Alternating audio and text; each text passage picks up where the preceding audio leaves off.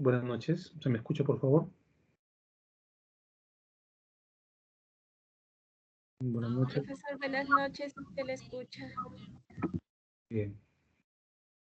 Bienvenidas a la segunda clase de la semana 12 de nuestra asignatura Entrevista Psicodiagnóstica.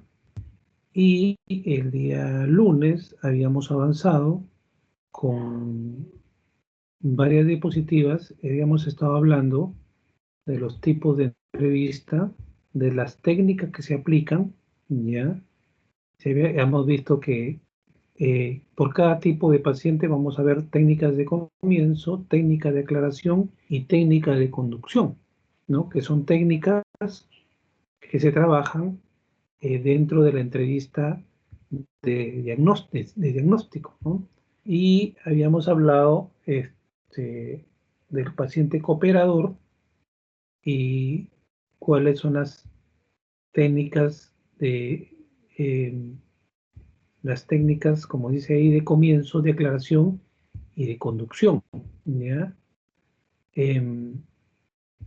Hemos desarrollado cada una, ¿no? Nos habíamos quedado en la diapositiva 8, ¿ya? Que es el paciente cooperador, ¿no? Y habíamos hablado del paciente cooperador, que es un paciente con el cual no tienes mayor problema para trabajar en la consulta porque está predispuesto, está enterado, facilita el trabajo del, del terapeuta, porque además él quiere curarse, ¿no? Y aparte también puede tener un nivel intelectual más o menos adecuado que hace conexiones entre,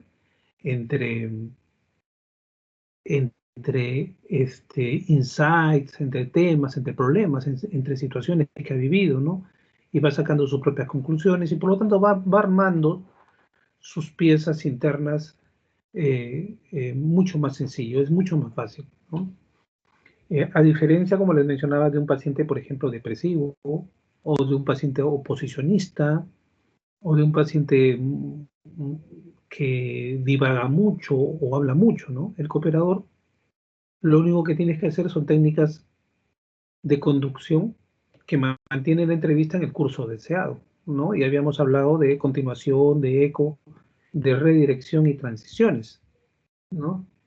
Y para la entrevista abierta no directiva, eh, se le permite pues presentar su problema con sus palabras, porque él va al grano, va directo, ayuda, ¿no? Nosotros debemos hacer preguntas abiertas, ¿ya? Y poco inductivas. ¿Qué significa poco inductivas? Son preguntas abiertas que no induzcan a una respuesta, ¿no? Y el problema es que estas preguntas abiertas daban lugar a respuestas largas, ¿no? Por el contrario, una entrevista directiva centraba el tema, pero inhibía la libertad y la libertad del paciente, ¿no? Y bueno, habíamos hablado de que para un paciente de este tipo, cooperador, era iniciar pero con preguntas abiertas, continuar con preguntas dirigidas y finalizar con preguntas cerradas, ¿no? Y así con cada nuevo tema. En las técnicas de especificación, podríamos aplicar ante respuestas vagas, cambiar a preguntas cerradas, ¿no? O sea, cuando ya la persona no se centra y es muy abierto y utiliza mucho tiempo en, en tocar un tema, da mucha vuelta o es muy detallista, siempre y cuando ese tema no sea de mucha importancia y ustedes vean que no tiene problema mayor por allí, es mejor pasar a preguntas cerradas, ¿no? Que aporten información específica y usar la retroalimentación. retroalimentación. La retroalimentación es, bueno, darle a entender que vamos siguiéndolo, que vamos entendiéndolo y que preguntándole más cosas sobre el tema, ¿no? También hay una técnica que se llama generalización, ¿ya? Ante respuestas demasiado centradas, fijas, ¿ya? Realizar preguntas donde proporcione mayor de tiempo para ampliar el tiempo de respuesta, ¿no? Eh, Normalmente, ¿tú qué harías en estos casos?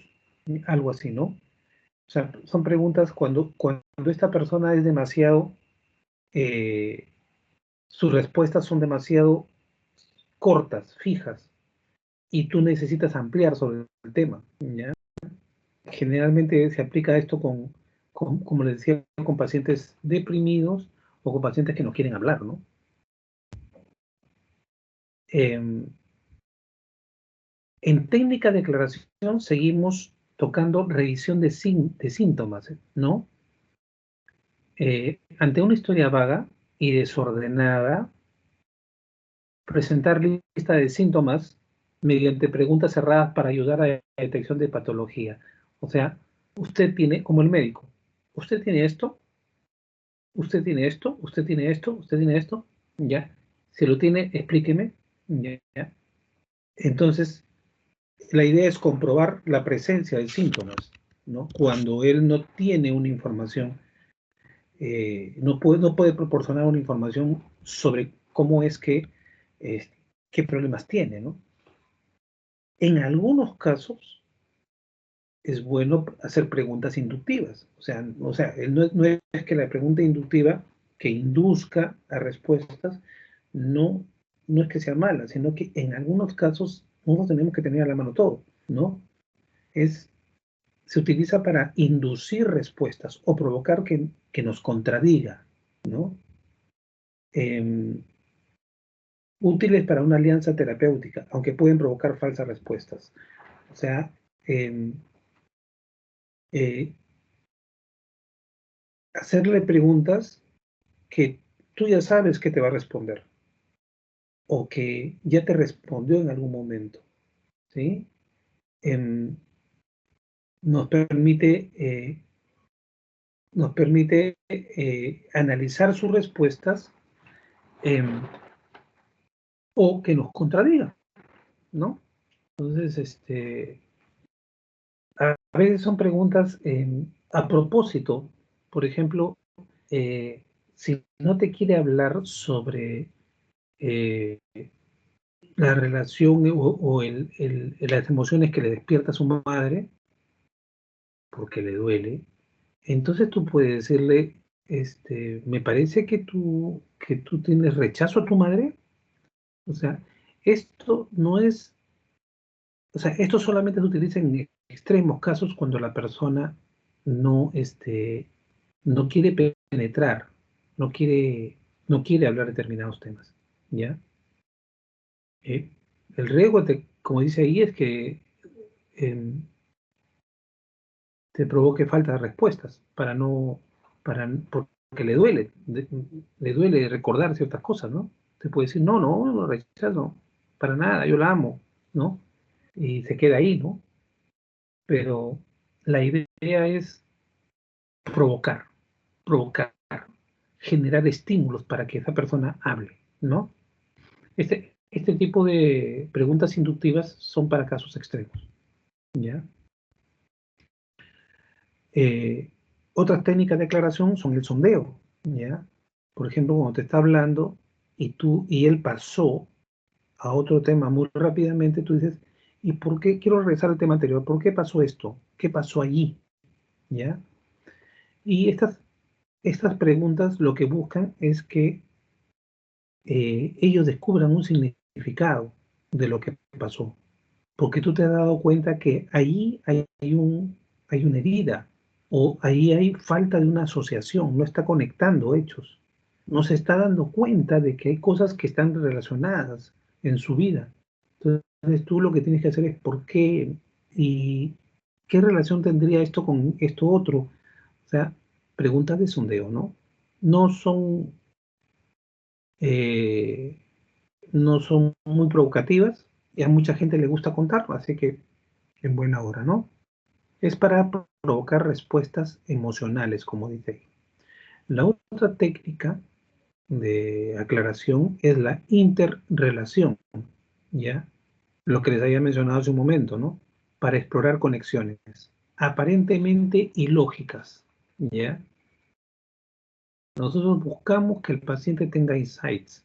Los insights se logran cuando se da cuenta que hay cosas que están conectadas y él la logra conectar. Esa conexión es valiosísima en psicología, ¿ya? Y, y, y cuando ocurre una conexión significativa, este paciente se queda pensando y se da cuenta, pero no me he dado cuenta de esto, ¿no? Y ahí, y cuando se queda en ese rato ahí pensando, dándole vueltas al asunto, es que está ocurriendo una fuerte conexión, incluso a nivel de sinapsis eh, neurológica, ¿no? De, de neuronas, conexiones profundas de neuronas, ¿no? Conexiones Ah, he visto químicas. ayer esperándote. ¿Ok? Entonces, la interrelación no la debes encontrar tú. En el psicoanálisis, lo que hace la interrelación son los psicoanalistas, ¿ya? Y el paciente se da cuenta, pero a nivel cognitivo. Ah, ¿verdad? ¿No? Sí, ahora entiendo, ¿no? La idea es de que se dé, que esa conexión, esa interrelación de hechos se dé a nivel emocional, ¿ya? A nivel psicológico, a un nivel profundo. Y eso es terapéutico, ¿sí? Entonces, por eso el psicólogo va explorando, va conversando. Toda la conversación para él es la búsqueda de caminos, de conexiones, ¿no? Posibles conexiones, incluso ilógicas, ¿no? Hay conexiones ilógicas porque a veces una persona se da cuenta de que le está otorgando demasiado, demasiado pensamiento, atención o preocupación a hechos que en la práctica no son buenos para él, o sea, sencillamente no tiene sentido. Entonces, esas conexiones ilógicas las debe descubrir también él, ¿no? Con ayuda del psicólogo, ¿no? Luego viene la técnica de aclaración, que es el resumen. ¿Ya? Recuerden ustedes, la técnica de aclaración sirve para aclarar cosas, uno me lo dice, ¿no? Aclarar, que se dé cuenta, ¿no? De cómo va su vida, de por qué la cosa, su vida está actuando, por qué su vida es así, por qué padece lo que padece, o por qué es así él o ella, ¿no? El resumen ayuda a sintetizar lo dicho por el paciente y tratar de conectarlo con síntomas, ¿ya? O sea, lo que te dijo, su insight, lo conectas con los síntomas, con lo que tiene con lo que está expresando, ¿ya? Pero él debe conectarlo. Es un buen trabajo de doble insight, ¿no? Para pacientes con respuestas circunstanciales o asociaciones muy generales, es importante las técnicas de aclaración. Eh, Cuando él no puede hacerlo, eh, en caso extremo tienes que hacerlo tú, pero no en una sesión. O sea, en caso extremo, has pasado un año, no se ha dado cuenta de algo, entonces tú ya tendrías que ayudarlo un poco, ¿no? Sirven para fijar la atención del paciente y pueden ayudar también, los resúmenes pueden guiar al paciente a inducir a respuestas. ¿De acuerdo? ¿Preguntas hasta acá? ¿Algún comentario? Técnicas de conducción. Ya sabemos nosotros que las técnicas de conducción nos ayudan a conducir la terapia por un camino, por una estrategia que nosotros hemos diseñado. Y como si ya lo hablamos también, la técnica de continuación nos ayuda, ¿no? Indicar al paciente mediante el lenguaje no verbal o frases cortas que el curso por el que está yendo él está correcto, ¿ya? Em, que continúe con la cabeza, con la ceja, con tu cuerpo, decirle, oye, está muy bien lo que me estás hablando, ¿no? Nosotros no sugerimos síntomas, él tiene que descubrirlo, ¿no? El hacer eco también ayuda a conducir, ¿ya? es repetir la parte de la respuesta al paciente que queremos que elabore. Les había dicho la clase pasada. Entiendo, por todo lo que me has dicho, que tienes es una relación de rechazo de tu madre, ¿no? Entonces él profundiza ahí, ¿no? Indicándole el camino por el que queremos que vaya, sin sugerirle síntomas, ¿no? Otras técnicas de conducción son el redireccionamiento, ¿ya? Esta es una técnica muy importante, ¿ya? Perdón, porque se me pasó la diapositiva.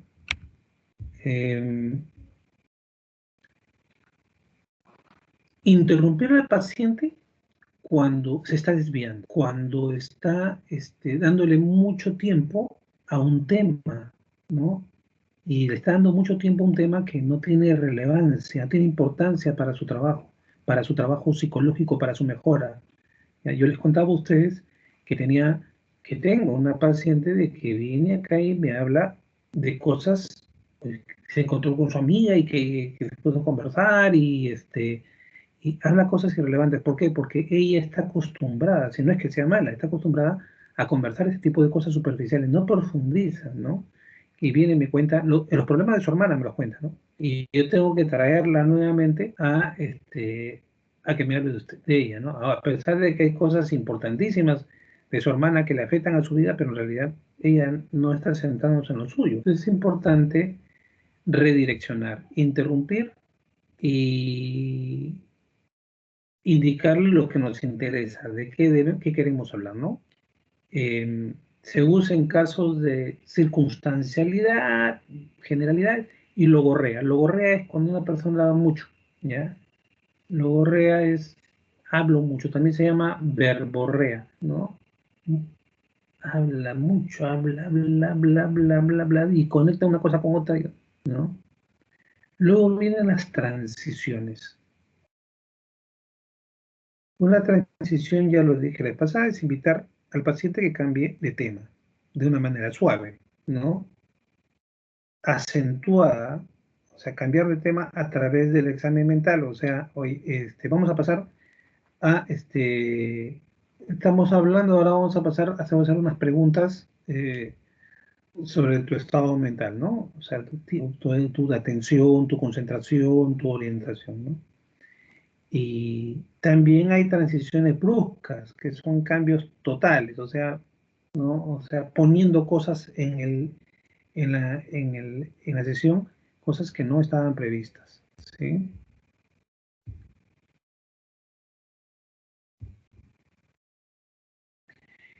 ¿Cómo tratar con pacientes resistentes? Es un tema muy importante porque a veces tenemos niños o jóvenes que no vienen por cuenta de tu padre, no vienen por ellos mismos, vienen por cuenta de los padres, ¿no? Obligados por el colegio, porque se han portado mal o porque son muy agresivos, cometen mucho bullying, ¿no?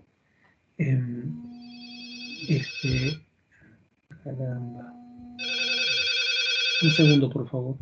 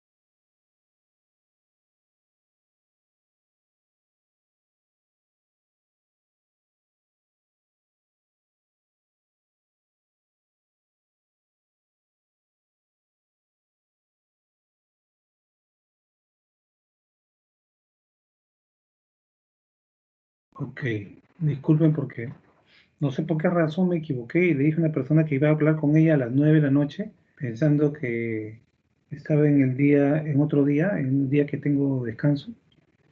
Pero bueno, ya. Entonces, ah, ante pacientes resistentes es importante expresar aprobación, ¿ya?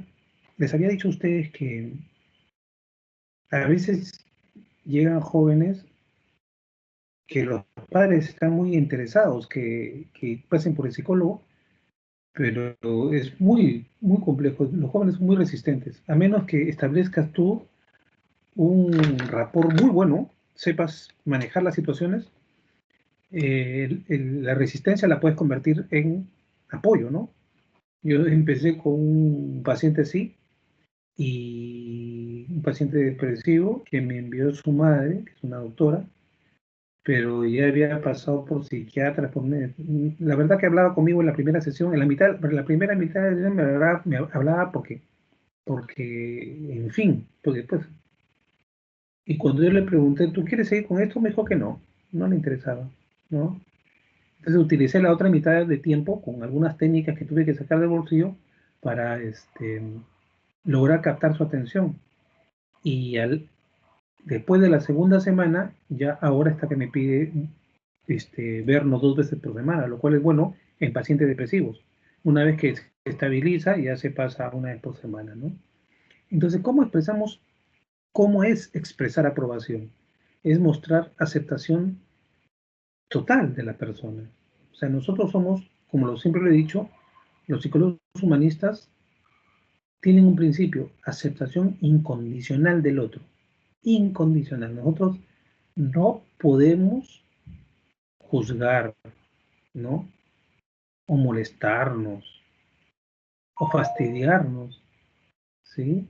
Hay que mostrar aceptación de sus pensamientos y sus sentimientos, porque finalmente son auténticos, son de esa persona, ¿no? No podemos juzgar lo moral, ¿no?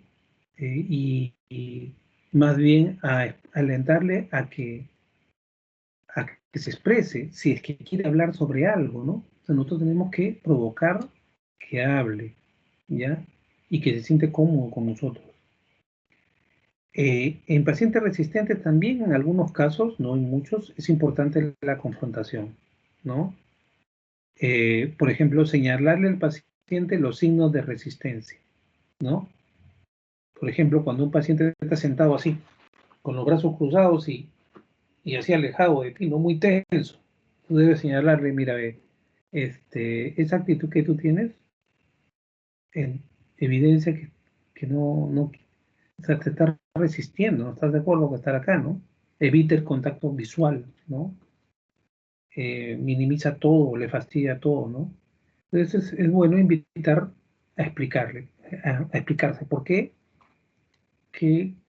problema tiene. No vaya a ser que tenga un prejuicio ilógico con respecto a los psicólogos, ¿no? Muchas personas piensan que los psicólogos, que ir al psicólogo es denigrarte, así de simple, ¿no? Tú estás loco, yo acaso estoy enfermo, te dicen, ¿no? No, o sea, o estoy loco, ¿no? Entonces, ahí es bueno explicarle que hay una diferencia entre psiquiatra y psicólogo, ¿no? Y que Beatriz es caer bajo, ir al psicólogo es caer bajo, o sea, tu dignidad en el suelo, ¿no? Eso es lo que se piensa, pero no es así, ¿no? Para eso, siempre recomiendo que ustedes vayan a un psicólogo para tratar cosas, así creas que no tienen ningún complejo, siempre es bueno conversar con el psicólogo para que te des cuenta de que cómo es que nosotros tenemos prejuicios con el psicólogo, ¿no? O con la psicóloga. Otra técnica del paciente resistente es confrontación con consecuencias, ¿ya? Eh, si apreciamos que el paciente busca algo en concreto, indicarle que nos damos cuenta que está buscando eso, ¿no? O sea, nos hemos dado cuenta que por ejemplo, que quiere irse, ¿no? O que no quiere hablar, o que quiere algo que tú no sabes, ¿no? y le puede decir, podemos conversar sobre eso, ¿no? Siempre pedirle permiso, si es que está dispuesto a conversar sobre eso, ¿no? Creando un ambiente en el que no se le juzgue y más bien se le apoye, ¿no? También ante el paciente resistente es bueno de vez en cuando cambiar de tema, ¿ya? O sea, cuando estamos tocando un tema que no quiere, lo dejamos ahí y podemos entrar en otro momento y como dice ahí también, eh, sería bueno entrar por la puerta trasera, o sea, entrar por, por los costados, no de frente, no directamente, sino lateralmente, como dice otro psicólogo, Le Bon. La exageración a veces también juega un papel como técnica, ¿no?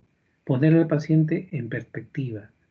Ante la sospecha de ideas o conductas que no expresa, señalarle otras más graves para que pierda su reticencia, ¿no?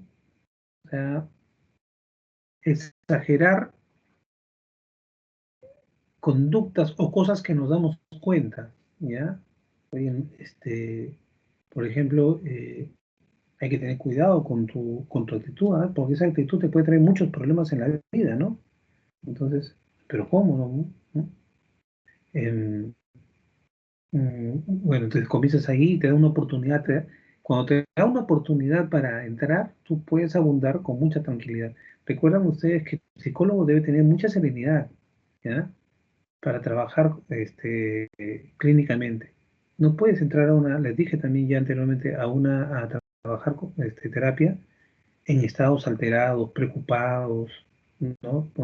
Tu cabeza está en otra cosa. Es mejor decirles a las personas que por favor no estén, que podemos reunirnos otro día, ¿ya?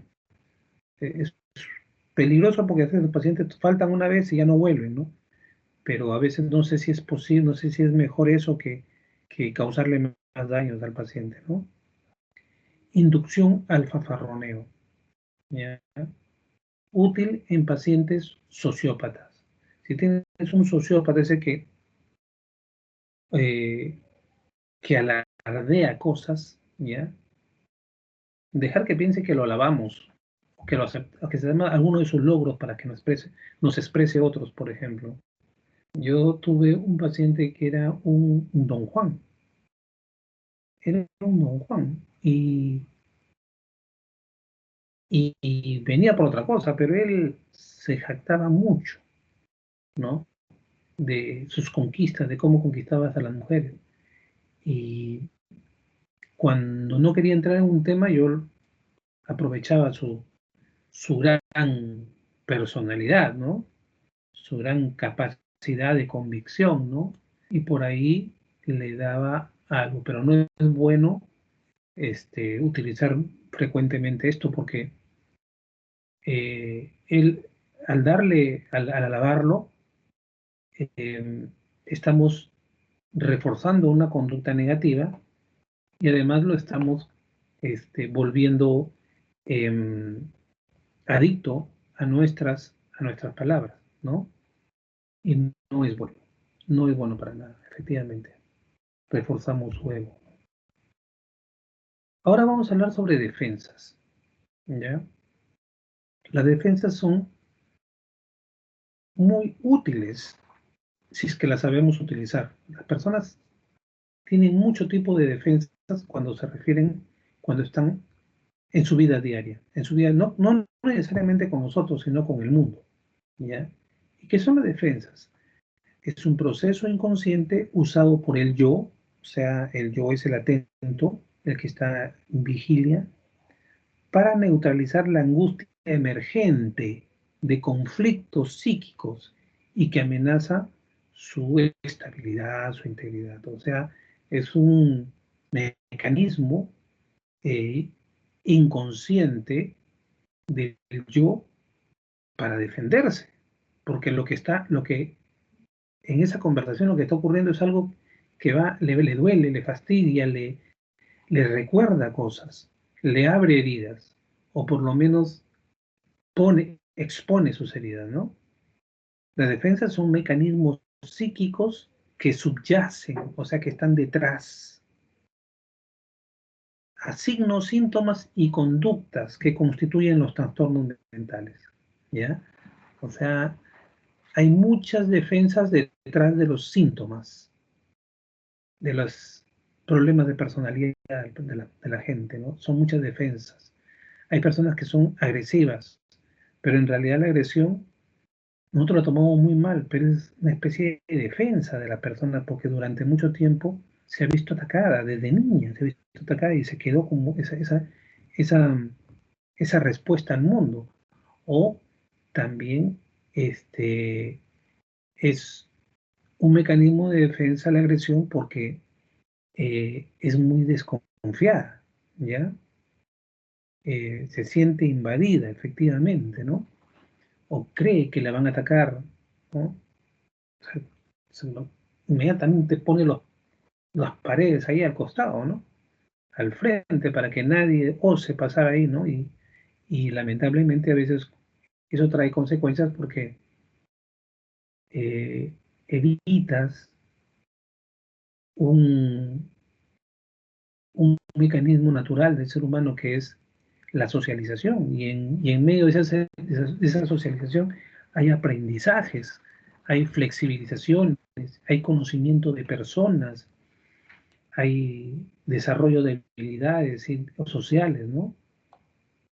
Entonces, eh, hay que trabajar las defensas, pero hay que descubrirlas, ¿ya? Hay que descubrirlas, ¿ya? El DSM-4 describe 31 mecanismos de defensa, ¿ya? Distinguiendo 7 grupos según su nivel adaptativo, ¿ya?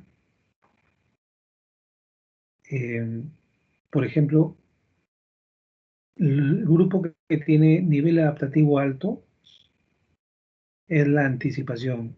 Hay mucha gente que como mecanismo de defensa se anticipa, ¿no?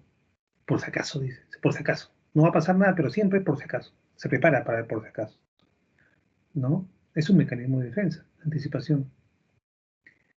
La supresión, ¿ya? La supresión de una situación, no la ve, no la entiende, no la conoce, o sea, sencillamente no existe, ¿no? El sentido del humor, también por si acaso, para los psicoanalistas, es un mecanismo de defensa. Algunos creen que es un mecanismo de, para defender la tristeza interna de alguien, ¿no?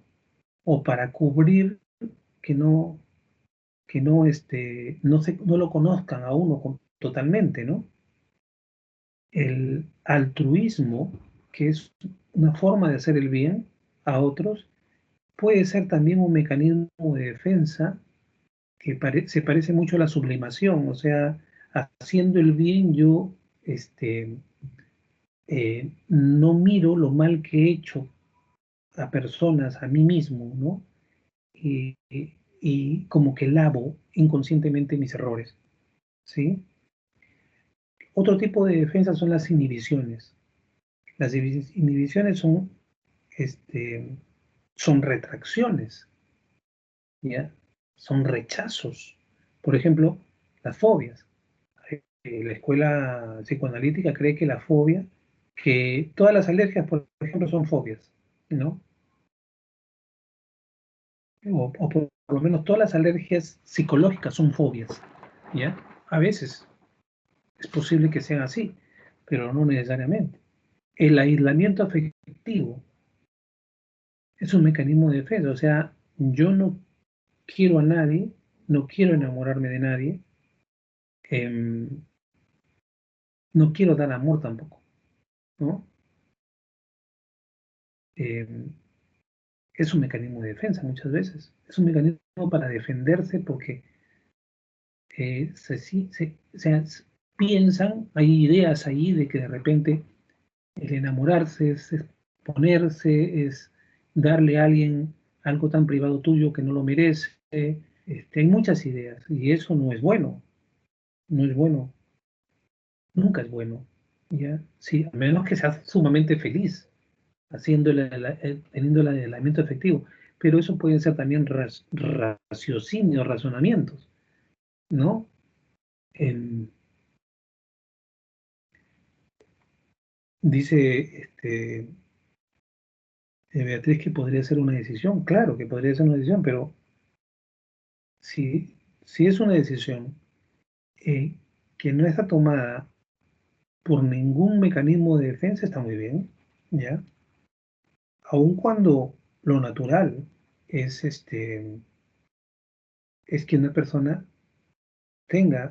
termine su vida con una pareja y forme una familia. Eso es lo natural, ¿no? Claro, ahí hay muchos argumentos donde las personas le van a decir, pero no, o sea, es una decisión, como dice Beatriz, ¿no?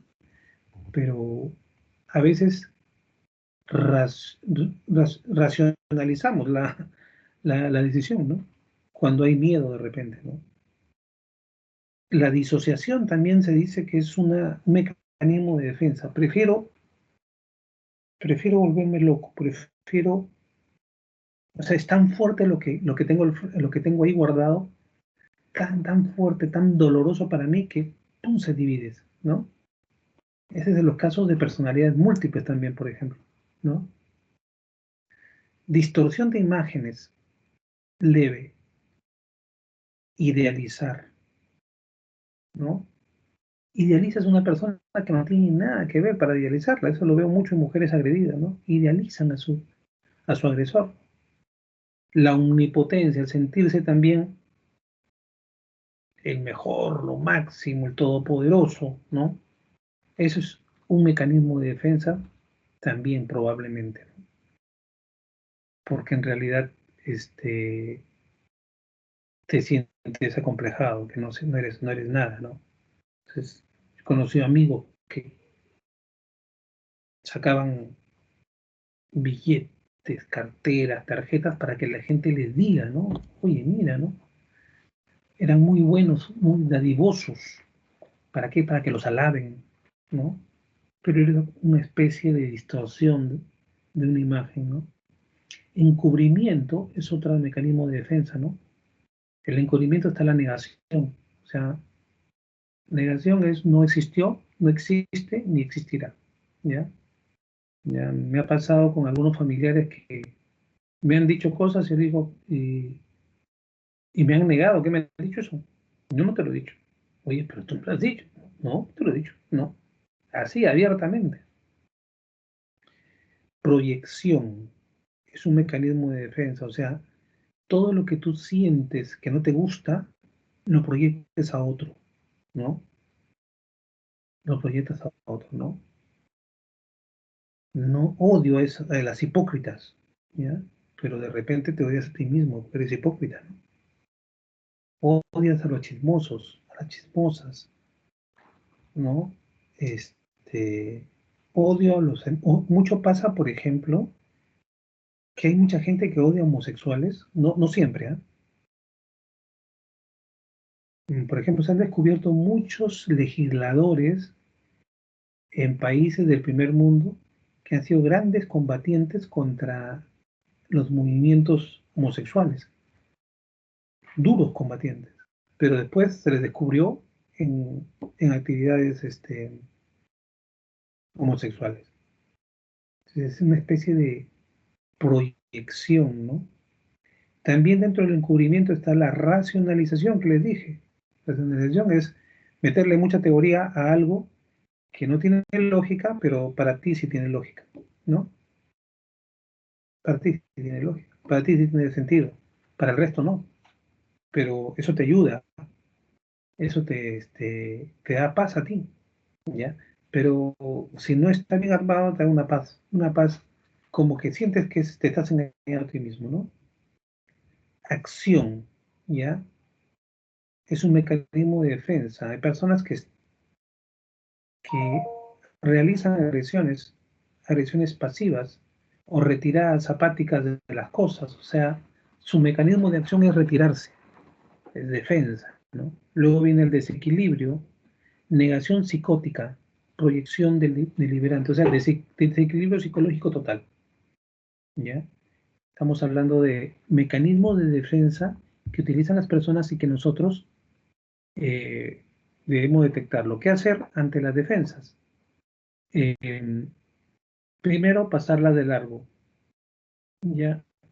O sea, si no es importante para el tratamiento, si no es muy relevante, si es un mecanismo de defensa que no trae muchos problemas, que no está vinculado a situaciones complejas o de trastornos, dejarlo por el otro lado, ¿no? Tranquilizar, o sea, a la persona, apoyo empático, eh, promover su aumento de confianza y que disminuya su ansiedad, o sea, no tiene por qué estarse defendiendo, ¿no? La confrontación puede ser un señalamiento, pero un señalamiento con mucho cariño, con mucho afecto, ¿no? Con mucho entendimiento.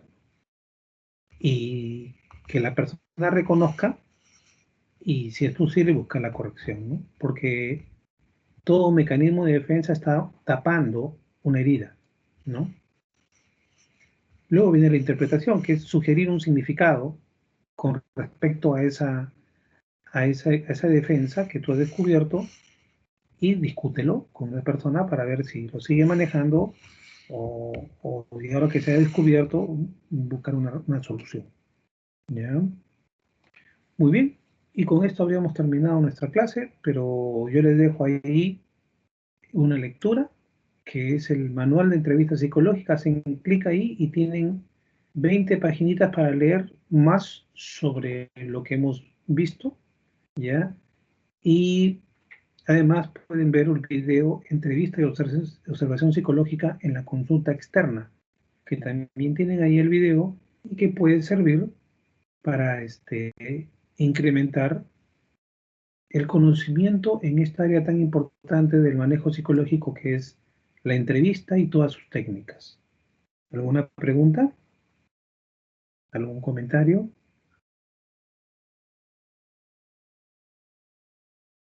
Muy bien. Gracias por su asistencia y nos estaremos viendo la siguiente clase.